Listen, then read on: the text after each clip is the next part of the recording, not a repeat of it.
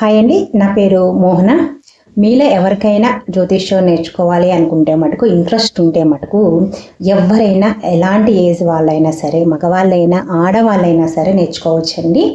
దీంట్లో జ్యోతిష్యం నేర్చుకోకూడదు ఆడవాళ్ళు అనేది ఎక్కడ రూల్ లేదు. మనకి ఎవరైనా నేర్చుకోవచ్చు.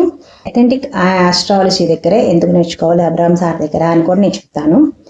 జనరల్గా మనము ఆస్ట్రాలజీ క్లాసెస్కి అటెండ్ అయినప్పుడు కొంతమంది దగ్గర పర్సనల్గా కొంతమంది జాయిన్ అవుతూ ఉంటారు. ఆ సరిగ్గా చెప్పలేదని మళ్ళీ వేరే కంట్రీ వాళ్ళ దగ్గర మళ్ళీ జాయిన్ అవుతూ ఉంటారు. అలా డబ్బులు వేస్ట్ చేస్తూ ఉంటారు. నేను కూడా అలాగే డబ్బులు వేస్ట్ చేశాను. తర్వాత నాకు కరెక్ట్గా పర్సన్ సార్ దొరికారనమాట. నేను చాలా క్లియర్గా అడిగాను, నాకు అంతకుముందు ఇలా తప్పులు జరిగినాయి, నాకు ఆ తప్పులు చేయకూడదు, నాకు కంప్లీట్ డీటెయిల్గా స్టెప్ బై స్టెప్ చెప్పండి అన్నాను. సరే చెప్తాను అన్నారు.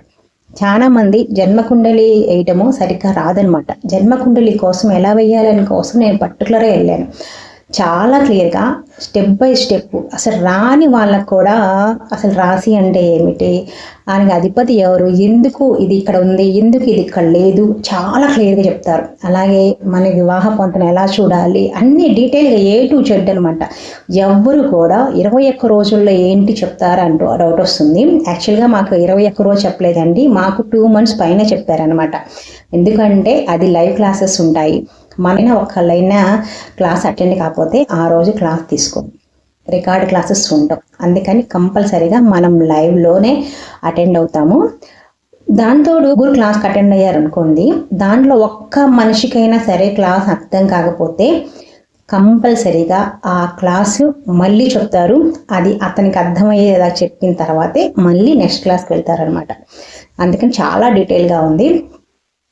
నేను చేసిన తప్పులు ఎవరు చేయకండి. కంపల్సరీగా ఎవరైనా నేర్చుకోవాలన్నా దీంట్లో ఏజ్ లిమిట్ లేదండి.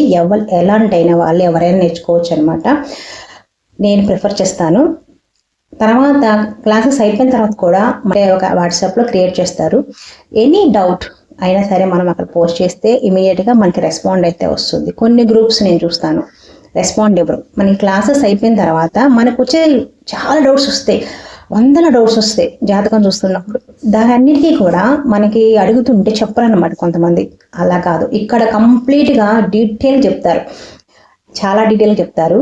అసలు ఎందుకు ఇక్కడ ఈ పాయింట్ తీసుకోవాలి, ఎందుకు ఈ స్థానాన్నే చూడాలి అని చాలా క్లియర్గా గురువుగారు చెప్తారు.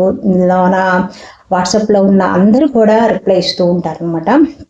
నేనైతే చాలా హ్యాపీ అండి ఇక్కడ నేర్చుకోవడం వల్ల. ఎప్పటి నుంచో నేర్చుకోవాలని ఉంటుంది, దాని మీద కొంచెం పట్టున్నా సరే ఎలా నేర్చుకోవాలి, ఎవరి దగ్గర నేర్చుకోవాలని చాలా ఇబ్బంది పడ్డాను. అందుకని నేను ప్రిఫర్ చేస్తున్నాను.